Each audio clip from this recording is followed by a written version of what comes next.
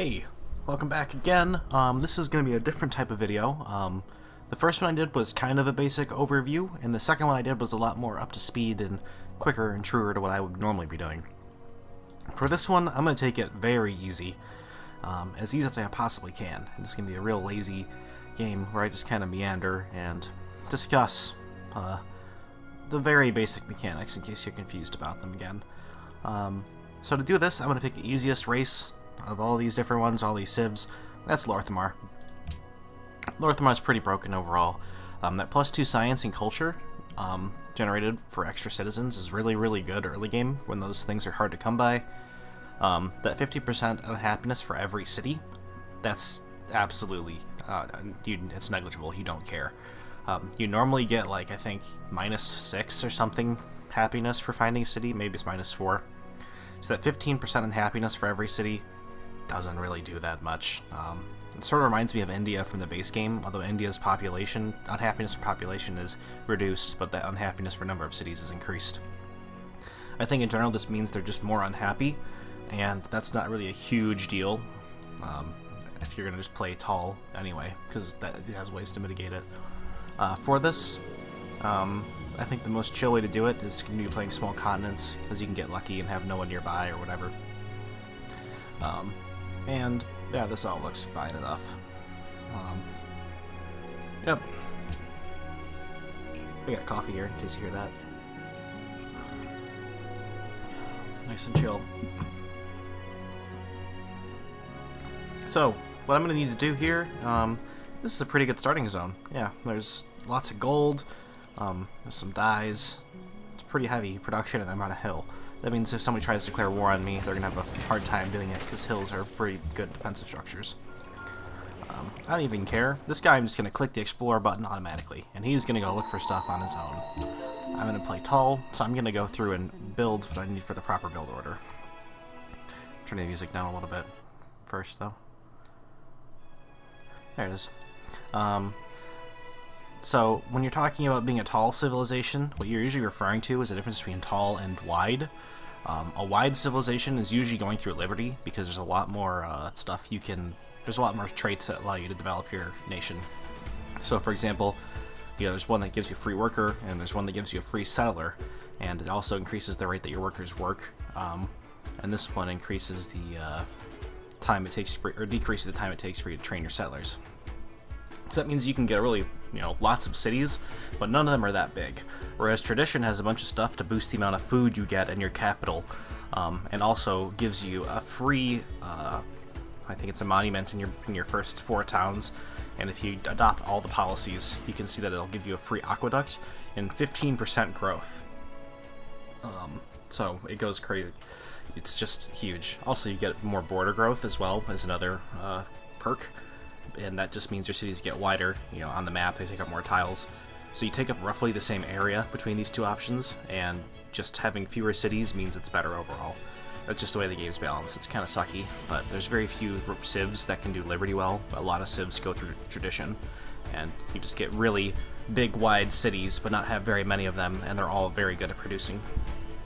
And that just means you don't build your monument first, because if you were Liberty, you'd probably want to build a monument early, whereas through Tradition, you just get that monument for free. So, with that being said, I'm getting a scout, so I can scout out this map quickly. I'm also going to be lazy and go for the Great Library Rush, because that means I don't need to care that much about my technology later. I just need to get pottery and a library and get this Iron Forge library done. It gives me a bunch of science, and then, once I have that, I can get a technology lead. So when I'm referring to a technology lead, what I'm saying is that my science growth is so big that I'm researching all the new tech before someone else does. And eventually that means I'm going to have guns and they're going to have spears. That's the goal. And at that point, you can kind of just meander around the map and just blow people up. It's the ultimate lazy technique. And speaking of being lazy, this is a really good wonder.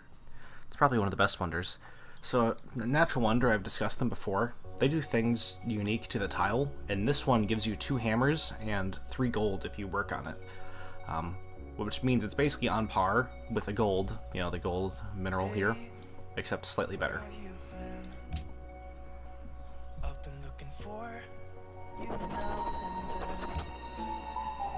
Tradition.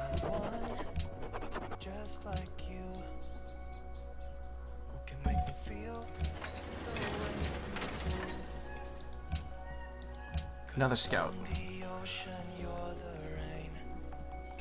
I'm not a fan of this song. Let's see if there's another one. It's all royalty-free music. That's why it's all like this.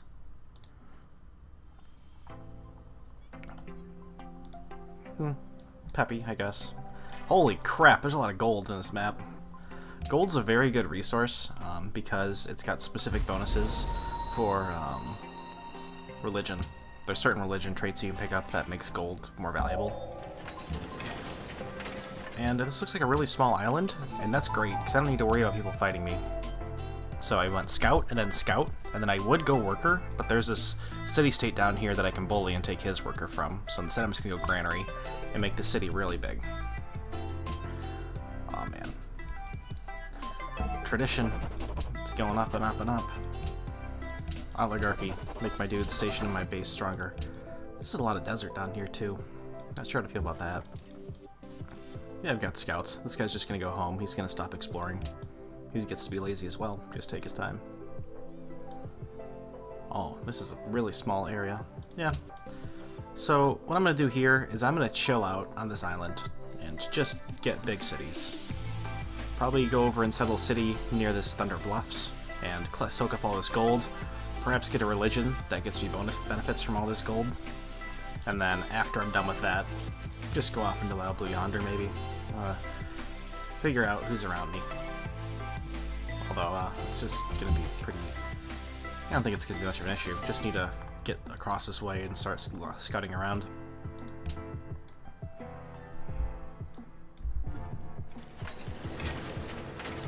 I don't have anything to build. I guess I can just click on a shrine. I'm gonna change that anyway, because I want to get this great library going as quick as I can. And so, yeah, now that I can have access to it, I'm just going to swap my production to it by clicking on it and then clicking again. Now, I haven't done much manual input yet, but all I've been doing is, you know, just to go over basics, just movements again, in case you forgot. You click on a unit just by clicking it over here, or if you click here, it'll have it highlighted, you can see. Or you can click here, and it'll click on the city, obviously.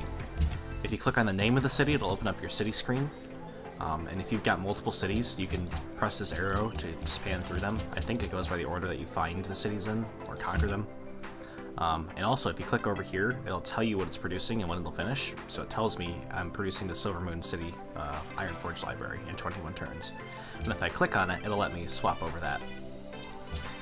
And if I click on the city screen, and I go to the bottom left, it lets me do a production queue. And it also shows me other information. So foods, how quickly your city will grow. If you hover over any of these, it gives you more information about what you're doing. So it'll tell me like, oh, I'm getting 9 food from terrain and 2 from a building, but I'm losing 6 because each citizen needs 2 food. Okay, cool. I get certain production from building and terrain, etc. And then culture, I get 3 from being my policy and 1 from having my base building. And when I hit 5 population, because I go on Blood Elf, I get that passive. That gives me culture generation. So, in 21 turns, I'm going to produce this library. That's what the big takeaway is. And I'm also lazy, so I'm just going to rush this mathematics and get Magister's Terrace.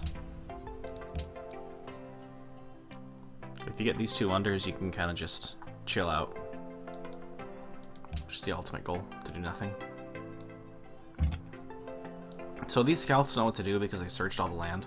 And they found everything. There's not much left. So I'm just going to tell them to go up here, go back home. Just hang out for now.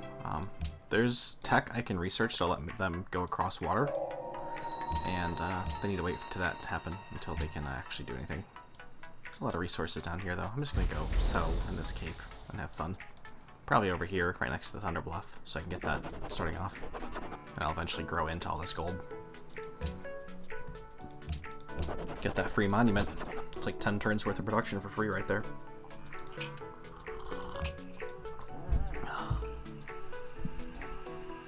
So, while I'm in a bit of a lull here, I'll go over how movement works again. So this is a scout, and you can see the bottom left corner my cursor is. There's a lot of information extra. It's my currently selected unit. It's got this amount of movement and this amount of attack strength. Scouts are really weak, and if I compare them to my spearman, which is this dude in my house, or my base, the spearman's got 11 attack, whereas this dude only has 5. You can see though that this guy's got a specific upgrade. And you can see the upgrades units have down here at the bottom. If it had multiple, there'd be many of these little pips. And this upgrades for all the scouts, it lets it move without taking any movement penalties. Whereas this guy's pip is that he's a spearman, so he's good against people on horses. So this guy is sitting in the city, but if I wanted to move him, like say across the map to meet up with a scout, he can move. So if I'm holding right click, you can see his available move options. If you just right click and end it on the same tile, he doesn't move, and it's just an indicator thing. Or if you go down here and you wake him up, you can then press move, and you can see where this is at. And again, if you click on the same tile, you can cancel your movement, basically, where you can just click on it, and then the hotkey to unselect whatever the hell you're doing is hit escape, and it'll open up the end screen, and you can go back. So even if I click here, it takes me back if I hit escape. So if I wanted to move this guy here, you can see that he can't move very well towards the hilled and forested directions. That's because those are considered rough terrain, and rough terrain takes away extra movement. But these are flat terrain because this is a piece of plains, and this is another plains, this is another plains. And you can also see that the arrow indicates where I'm moving, like it bends a little bit to show you the path that you're moving in, and then it's a shorter path through these areas. However, you can see that I can move 2 in this direction as well, even though I'm moving onto a hill. So moving onto a hill only takes 1 movement, but to rest, quote-unquote, on the hill takes 2 movements. So that means if I'm stuck on this hill, I would need to use 2 movements basically to sit on it, whereas this one I need to move 1 to get here, and then I can move on to here. So I'm going to do that, just to show you something. So I'm just sitting here, and this dude's just going to move over here. This is another important thing, I guess, while I'm explaining how that guy moves. This guy is a scout. He can move here. He doesn't care. He can move right there, and he can move next. It doesn't matter to him. He ignores movement cost. But say I wanted to let him move towards this die over here in the corner, I can right-click, and you can see that there's that blue selection for where he can currently move, and you can see that there's extra arrows that are pointing off in another direction. So there's the yellow set of arrows and dots, which show where he'll be in 2 turns, and then the gray ones that show where he'll be in 3 turns. And if I pan out, you can see for 4, and auto paths adjust for you. So I can get all the way over here in 5 turns, and I can just right-click and it'll make him walk there. But I just want to get him over to this die, so I'm going to click right here, and he'll start walking towards it. And he will not do anything else until he fulfills his last command. So I can move this guy towards my horses, may as well. And I can hit next turn, and go back to how the spearman's moving. So the spearman, if you recall, had to spend a move to get here into this plains, and then another move to get here onto this hill. He can just move right back, even though he's moving across hill and stuff. And even then, he can move 2 to get off of it. So really, if you wanted to move around, it's always best to move onto an open, easy tile and then onto a hill. In terms of just movements and optimizing that, because it takes 2 movement to move from flat to hill. It can take up to 2 movement, but you can do it with just 1, but you can't move afterwards essentially. So I'm just going to move him back here and let him rest again. That's basically it for the basics of moving. When you get to horsemen and other high mobility units, there's more shenanigans with how you can move. But that's it. That'll cover it for most basic units you're dealing with at this stage. So I'm going to let this guy just sit here and sit alert on these calendar, or on this dies, and this guy can sit alert on these horses to make sure there's nothing going on here. So now I'm just going to hit the end turn simulator and enjoy some coffee. You can be alert too. Oh, there's a barbarian. He's ruining my coffee. I'll see what he does. Maybe if I'm lucky, he'll just move into my territory and I can bombard him. So I get this option. I can hit him because my city is within range of doing its bombard attack. So I can just click here and it hits him pretty hard. Pretty sweet. I'm just gonna let these guys relax. If he wants to try to mess around, he can. He's not really doing much to bother me.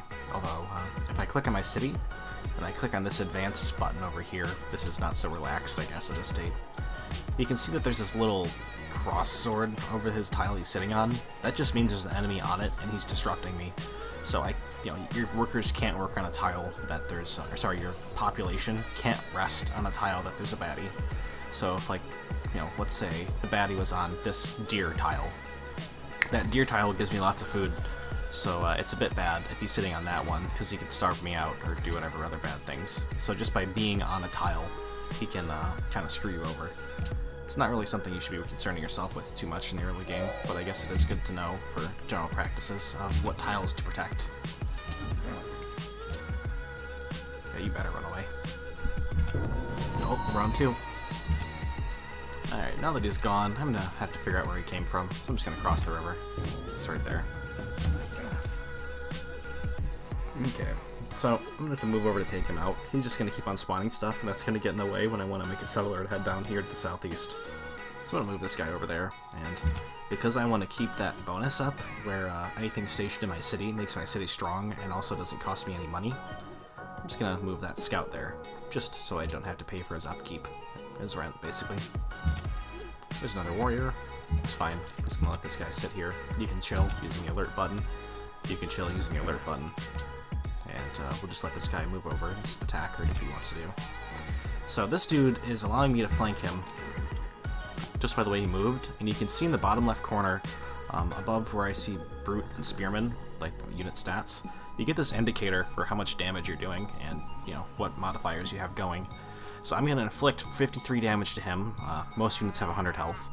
And you can see what my unit strength is. It's 16.5 effectively. And that is because I have 11 strength on the unit, and when you're fighting barbarians, you get a bonus, just in general. Like, barbarian units are just weaker than normal units. And I also get a 10% bonus for flanking, because I've got a friendly unit next to me. So if I right-click, I will engage an attack, or if I go over here and I can press attack button, and it'll highlight whatever units I'm available to attack. So I click on him, and he gets hit pretty hard, but because this is a melee unit, this is a spearman, he hit me back for around, you know, maybe a fifth of my health. Scouts, you know, have a lot lower attack button, so you can see in the bottom right, bottom left corner, it'll advise me that if I attack him like this, it'll be a minor defeat, which means that I am eating more damage than I'm dealing. However, the actual number I'm dealing is 27, and the actual number he's dealing back is 28. So at this stage, if I wanted to make it faster, I could use this. However, this would be an inefficient attack, so I'm just gonna relax.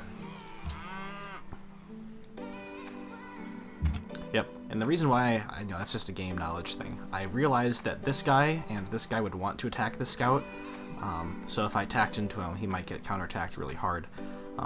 Because how the AI works is that it likes to gang up on the weakest unit, and I could tell because this guy right here, this brute, he used to be over on this desert tile, and then he moved over and then moved up.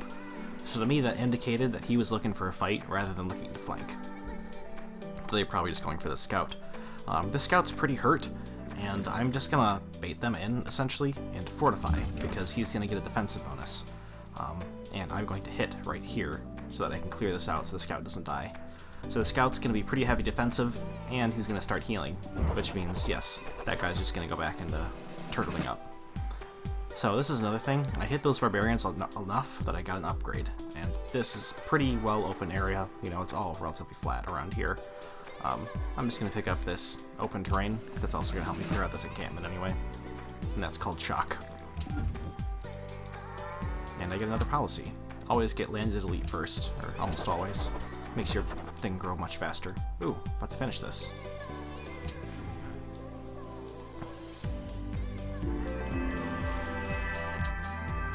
I'm going to go back to making the shrine, because next turn I'm going to get the Magister's Terrace, and I'll only need one more turn to build the shrine. Disable that again, make it the simple view mode. So I get a free tech. The rule of thumb is just pick whatever's the most expensive for this.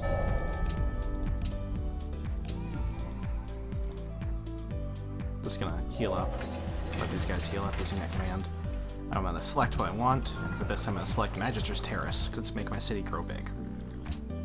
And from here on, there's a lot of gold. I want to get gold and I want to get calendar, so I'm gonna have to get those two at some point. So I'm just going to click on mining, because mining is what gets you gold.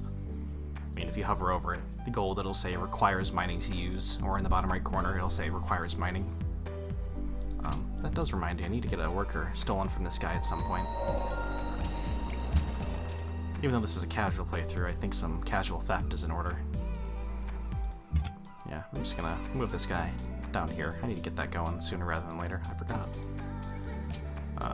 Calendar. Right here. Yep. This guy's gonna get flanked, and I'm just gonna defend, because he's much stronger than these two at this point, so hopefully the barbarian just attacks into me a couple times, and then I can push him over. Nope, he wants to go around. He probably just wants to hit my city, but once again, I don't care much, because my city can just bombard him. and you know, it's not a big of a deal for me. Yeah, Barbarian's confused. He doesn't know what he wants to do. I just attack the camp because when the camp is available, it will just keep on spawning units, which is annoying. At this point, I like having information, and if I was truly lazy, I would just pick something deep in the tree. Let's just do it. The only thing I would really use is this iron, and it's not like iron's gonna dictate where I'm gonna, you know, put a city down. It's somewhere in this area at the very least, I know that, so it's not a huge deal to me. I do like to get off the island, so I'm gonna grab optics, because if I look at optics, it says my units can embark across land.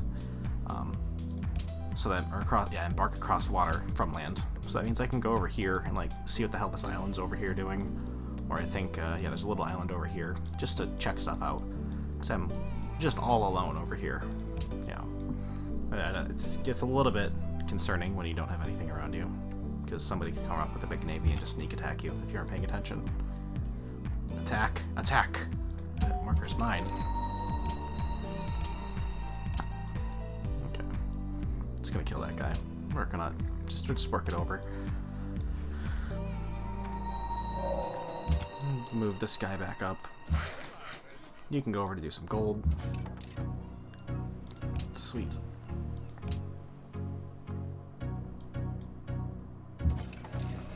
Maybe they get Strzok again. Move him back to my capital. And what I'm going to do is I'm going to move this guy out over towards the edge, and I'm going to move this guy into my capital just by right-clicking. That's good. And he can hit alert and just relax. Everything's coming up Millhouse. And turn simulator. So this worker is safely in my territory, so I'm just going to tell him to do whatever. You know, just do your thing. He'll start building on his own. I'm going to let this guy sit here and defend my worker and fortify. I noticed in the upper left corner I need a new research, and I just finished optics, which means I can go across shallow water. Shallow water is the clear-ish blue water, and then the dark blue water you can see at the edge of my screen. That's deep water. You need a different research to go across deep water. Oh, there's a bunch of deep water right here. Yeah, so I can't cross this deep water or ocean tile without having a special research, but I can go through this, shallow coast tile. So that means if I click the auto search button again, he'll be smart enough to get on a boat and start looking around, because he's got the upgrade now. Be lazy, and just click on something deeper in this tree. I like getting philosophy. Gives me some science. Science gives you tech lead. Tech lead means you don't have to care. Nice and lazy. Sweet. So I found a pantheon because I searched that shrine up earlier, and this pantheon is going to let me get ahead pretty fast. Because there's this thing I knew as a trait called religious idols. It gives me +1 culture and +1 faith for every gold I have. There's a lot of gold around here, so I'm just going to pick that up. And you can see that it makes these gold tiles much more valuable. It gives them an extra little bird, an extra pen and quill, I guess, or quill and paper. That's culture and that's faith. Culture lets you get those cultural policies faster, or social policies, whereas faith lets you generate more religious stuff faster. After I finish this Magister's Terrace, I'm going to probably get off my ass and settle over here, settle the town. This scout, in the meantime, he can walk over here. I want to get the scout, like, keeping eyes on this general area, because if there's another barbarian that spawns, that means my settler could get captured, and that's going to be more pain than it's worth. And I already have this guy scouting out, the general shallow waters over here. Yep, you can chill.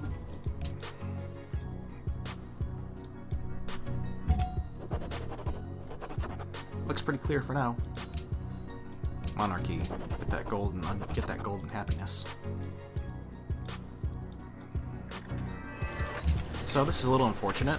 I'm one turn away from being able to grow in size, so that means I don't want a settler because I can't use a settler to, I can't make a settler and get food the same turn I'm training a settler.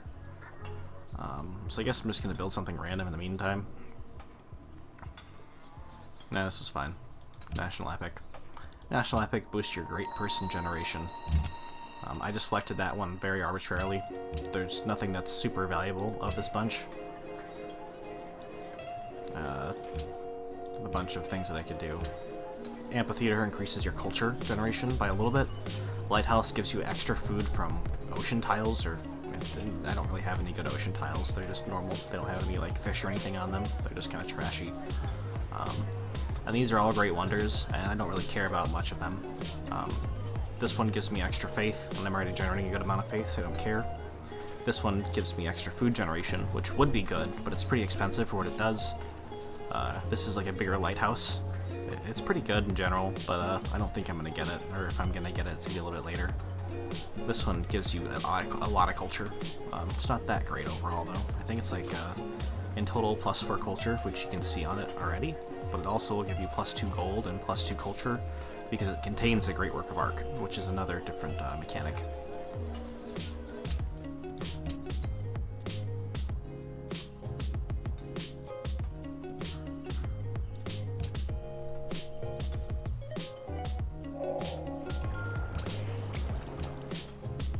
So I just finished and my city is getting bigger, so what I'm going to do is I'm going to make a settler. So I'm going to change my production into a settler. I just finished philosophy. So what I'm going to do now is I'm going to go click something deeper in this tree that I like. So I like workshops and forges. They make me get extra production faster.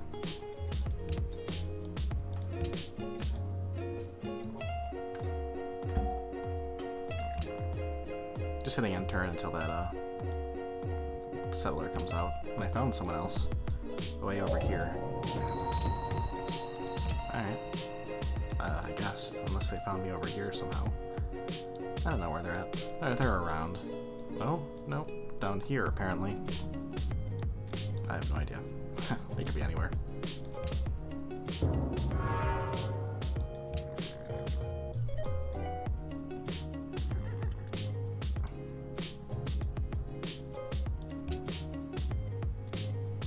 Right there, okay.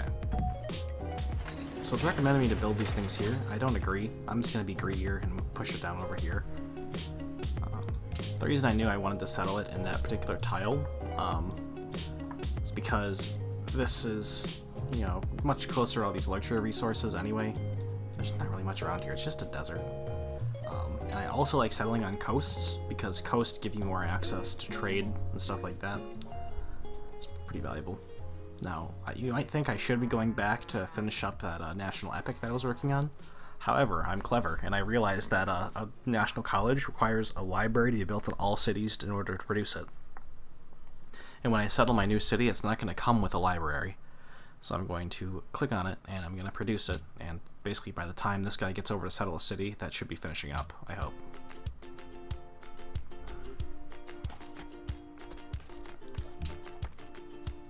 Just mash enter and because this area is pretty safe, I'm going to tell this scout he can take off. He can just search wherever he wants now.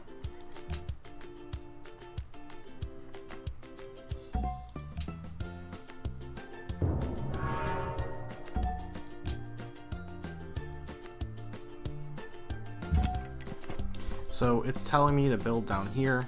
That's fine by me. I'm just going to move one more. When you get closer to an area, it'll usually try to recommend you different spots. I think it's just because it's too dumb to optimize like 12 tiles out, so it'll only look at the closest 8 tiles. So sometimes it's, you know, necessary to move out pretty far.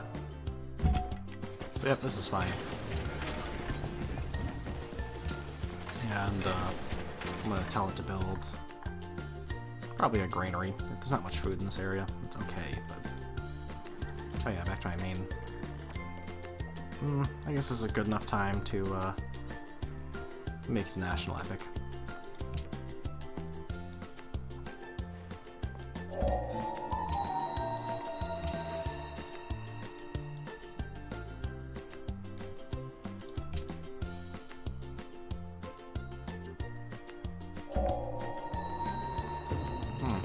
There's a lot of iron around me.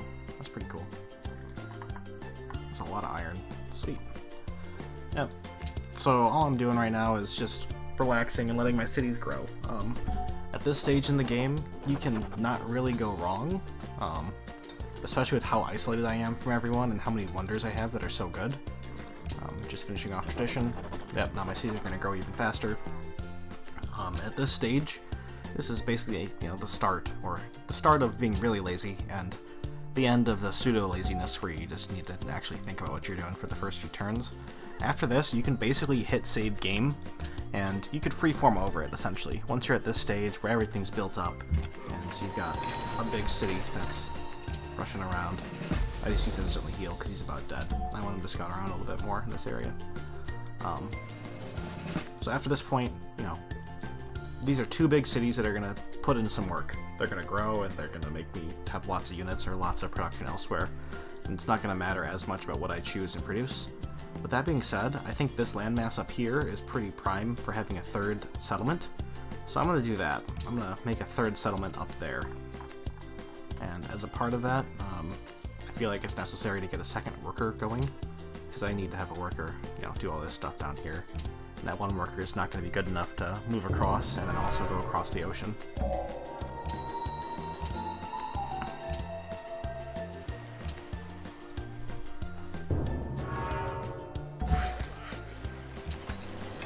So he can start doing stuff automatically. I'm going to make another settler.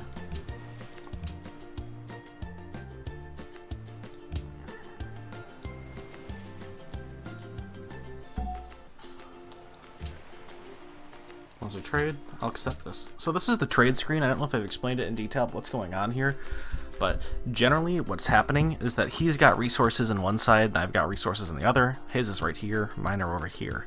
He wants my gold because I've got a lot of it, but I can see he's got sugarcane. And the rule of thumb is if you can trade a luxury for a luxury, you're fine.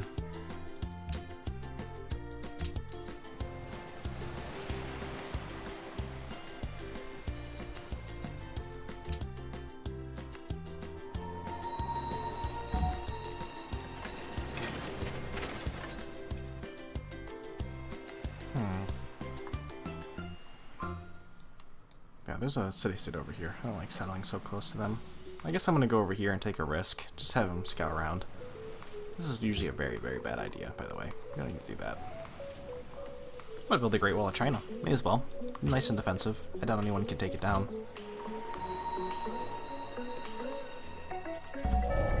Ooh, my workshops are just done. I don't know. This seems like a good one. It's the only one I haven't really discovered in the middle yet.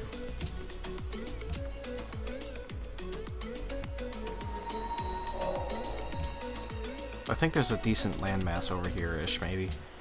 The reason I say that is because there's a bunch of little islands poking out, and I think there's something down here.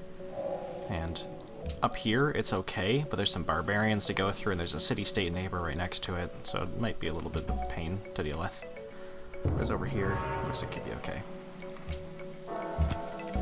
Yep, there's an island over here. Let's just hope there's some useful resource on it.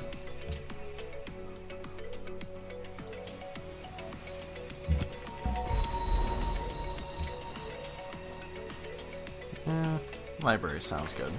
Get some of that extra science going. Science is tech lead.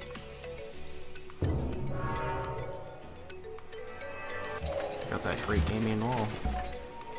Aw, this is bad. I thought there was going to be more useful stuff here. Oh well. That is a good spot. Yeah. It's not very lazy, but I'm pretty sure I can screw with the Night Elves if I go sit there. Just sit in this nice little corner. They're going to have to walk over here to get me if they want it. Yeah, I'll do that. Seems like a fun thing to try. Alright, now I'm just gonna click whatever I want. I'm just going down the order. Workshop's really, really good. At least recommend that. Stables is okay. I don't know. It's got production bonuses. You can see what a thing does just by reading it.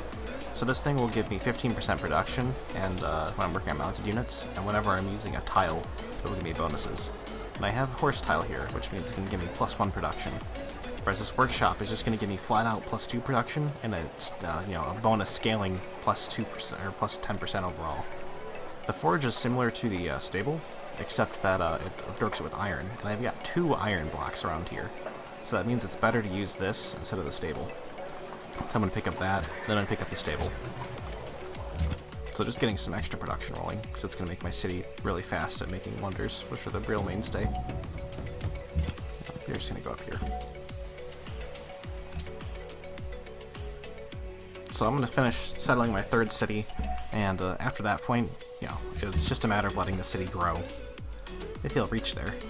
This is going to require some not lazy movement, because if I just right click and go there, he's going to like path into that stupid barbarian right next to him. You can see it down here. So you have to be a little bit active and conscious and know that you should go around it. Hopefully that barbarian's just going to pass by and go somewhere else rather than stick around and try to harass me.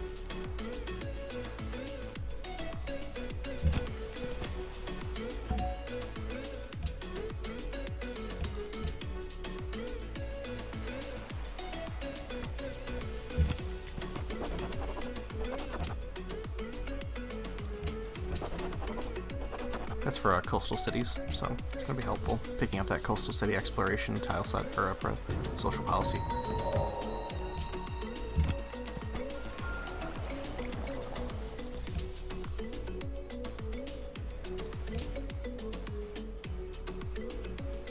Education gives you science. Science gets you tech lead. Tech lead gets you easy games.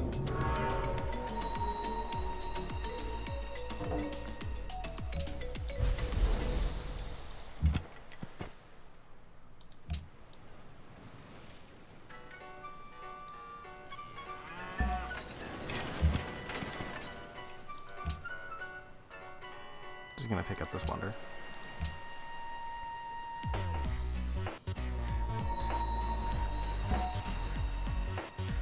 There's a barbarian here. That's bad. I'm gonna capture my peasant. I guess I have to go break him out.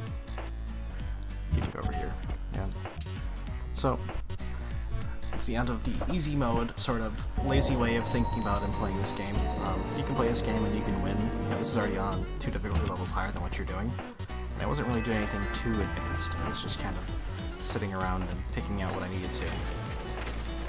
And if you stick to that sort of build order I was doing, the rough build order, you can't really go wrong. It's pretty, foolproof. With that being said, the Night Elves are probably going to get mad and start a war with me, but because this place is pretty far away, it's going to be on its own. In that event, what you can do is you can just use all this gold you've been using for stockpiling, and you can just like buy walls.